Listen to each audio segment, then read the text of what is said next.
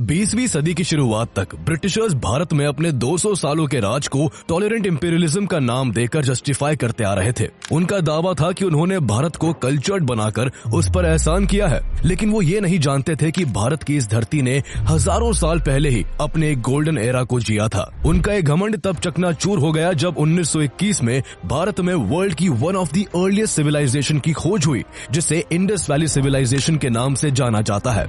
आज से लगभग 100 साल पहले इंडस वैली सिविलाइजेशन के दो प्रमुख शहर हड़प्पा और मोहनजोदारो की खोज हुई, जिससे ये साबित हुआ कि भारत में करीब 5000 साल पहले ही एक वेल कल्चर्ड और सिविलाइज्ड सोसाइटी मौजूद थी।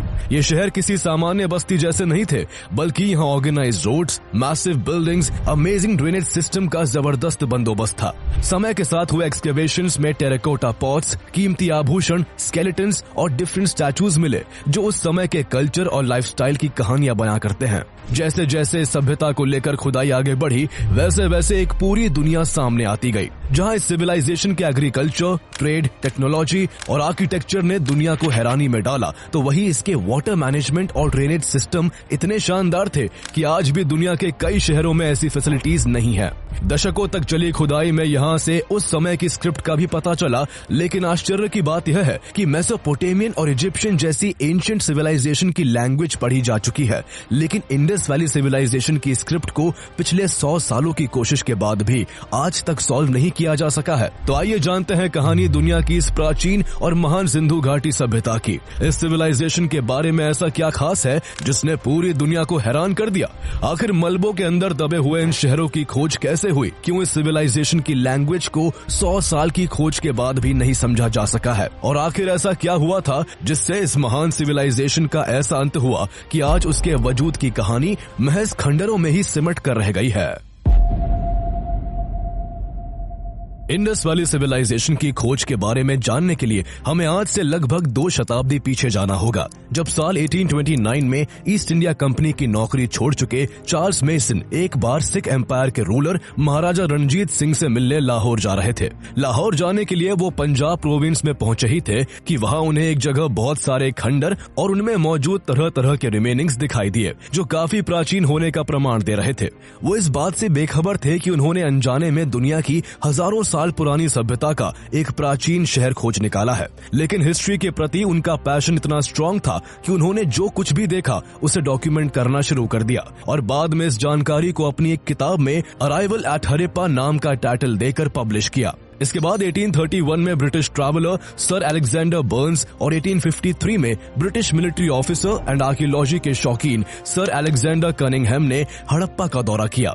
अलेक्जेंडर कनिंघम इस जगह से इतने आकर्षित हुए कि उन्होंने 1856 में फिर से यहाँ का दौरा किया और यहाँ उन्हें खंडरों में कई सिक्के मिले जो हजारों साल पुरानी सभ्यता के होने का प्रमाण दे रहे थे। अलेक्जेंडर कनिंघम को यहाँ की हर चीज एक मिस्ट्री की तरह नजर आ रही थी, जिसे वो सुलझाना चाहते थे। इसलिए 1861 में जब वो मेजर जनरल के पद से रिटायर हुए तो उन्होंने आर्कियोलॉजी की स्टडी और कंजर्वेशन के लिए एक डेडिकेटेड ऑर्गेनाइजेशन को बनाने पर फोकस किया। उनकी ही पहल पर 1861 में आर्कियोलॉजिकल सर्वे ऑफ इंडिया यानी ASI की स्थापना हुई और उनको ASI का पहला डायरेक्टर जनरल नियुक्त किया गया। अलेक्जेंडर कनिंघम पहले व्यक्ति थे जिनकी वजह से ये जगह ASI के संरक्षण में आ गई थी। उन्होंने 1872 और 1873 के अराउंड यहाँ कुछ स्मॉल ट्रायल एक्सकेवेशन भी किए थे, जिसमें मिली चीजों और जानकारियों को लेकर उन्होंने ASI की पहली रिपोर्ट पब्लिश की, जिसमें वहाँ एक सील मिलने की बात की गई थी। एक काले रंग की सील पर बिना कुबड़ वाला एक बैल उकेरा हुआ था,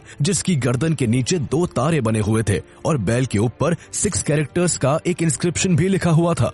इसके बाद हड़प्पा की खोज में सबसे अहम काम 1902 में सर जॉन मार्शल के ASI का डायरेक्टर बनने के बाद हुआ। जॉन मार्शल ने हड़प्पा में बड़े लेवल पर खुदाई का काम शुरू करवाने का फैसला किया और उन्होंने इसकी जिम्मेदारी इंडियन आर्कियोलॉजिस्ट दयाराम साहनी को सौंपी।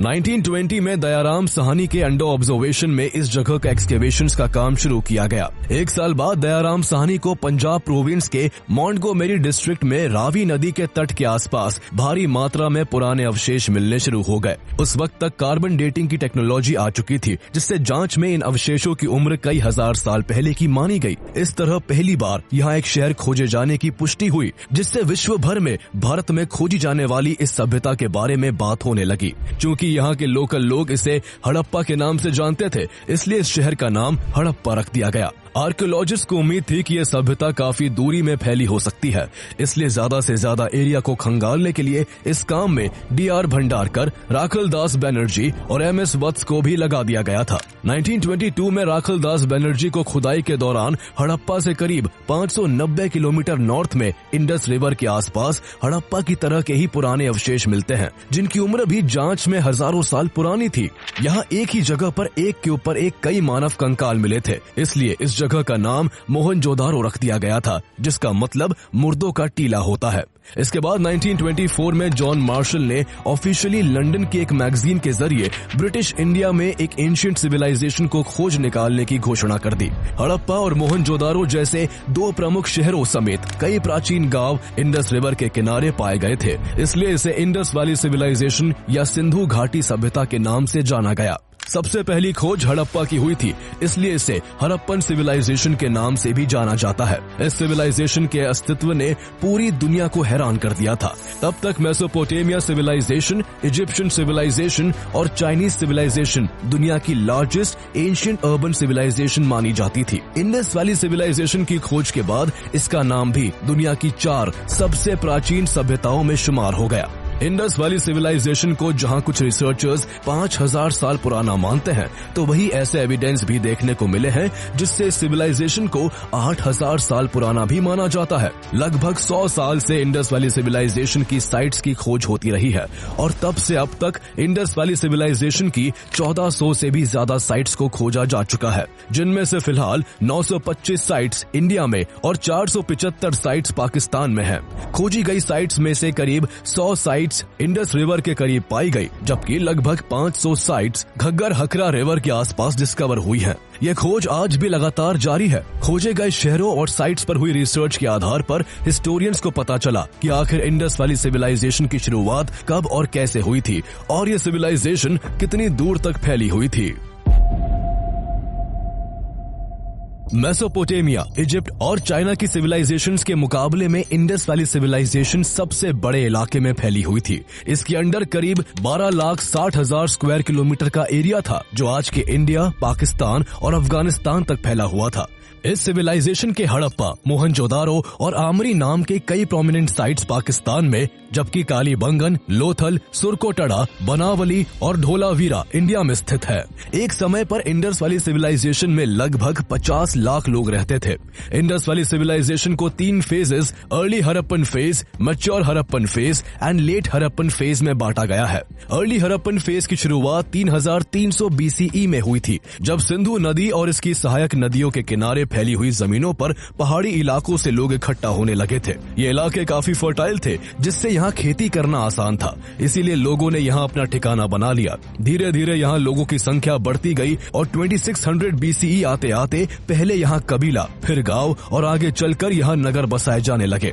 2600 BCE से 1900 BCE के बीच के समय को मैच्योर हड़प्पन फेज कहा जाता है, जिसे इसका गोल्डन एरा माना जाता है। इसी दौरान हड़प्पा, मोहनजोदारो और लोथल जैसी जगह बड़े अर्बन सेंटर्स में ट्रांसफॉर्म हुई थी। इंडस वैली सिविलाइजेशन के शहर एक इंटरेस्टिंग पैटर्न के साथ बने होते थे। हर नगर में 2 मेजर सेगमेंट्स होते थे। पहला लोअर माउंट, जो कि मुख्य शहर था, जहां लोगों के रहने के लिए घर थे, और दूसरा अपर माउंट, जो हायर ग्राउंड पर बना होता था। अपर माउंट में सभी मुख्य इमारतें मौजूद होती थी, जहां मार्केट प्लेस, वर्कशॉप्स और मीटिंग प्लेसेस का बंदोबस्त होता था। यहाँ कई गोदाम भी होते थे, जिनमें उपजाए गए अनाजों को स्टोर किया जाता था। हालांकि कुछ विशेषज्ञों के अनुसार अपर माउंट पब्लिक गैदरिंग्स के लिए नहीं, बल्कि एलीट क्लास के लोगों के रहने के लिए था। अपर माउंट और लोअर माउंट के चारों तरफ बाउंड्री वॉल्स होती थी, ताकि शहर को वाइल्ड एनिमल्स और फ्लड से बचाया जा सके। ये प्लानिंग और डिजाइन इंडस वैली सिविलाइजेशन की एडवांस इंजीनियरिंग और अर्बन प्लानिंग स्किल्स को दर्शाता है।